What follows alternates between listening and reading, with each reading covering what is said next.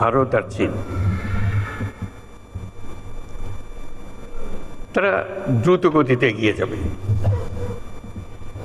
আমরা যেহেতু মাঝখানে আছি, আমাদেরকে ফেলে যেতে পারবে না। তাদের বাতাসে আমরা উঠতে থাকব।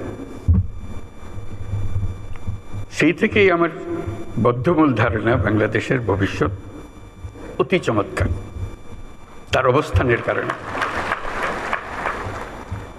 তখন দুই জায়ান্টের কথা বলেছিলাম, দুই মহাশক্তি। এখন আর দুই মহাশক্তির কথা বলি একই সঙ্গে, 4 মহাশক্তি। আমাদের কি অপূর্ব সুযোগ! আমাদের সামনেই বিস্তীর্ণ মহাসাগর, আমাদের উপকূল ভূমি, সাগরের সঙ্গে আমাদের লাগোয়া উপকূল। এই একটা মস্ত বড় সুযোগ। পৃথিবীর দরজা আমাদের সামনে খোলা।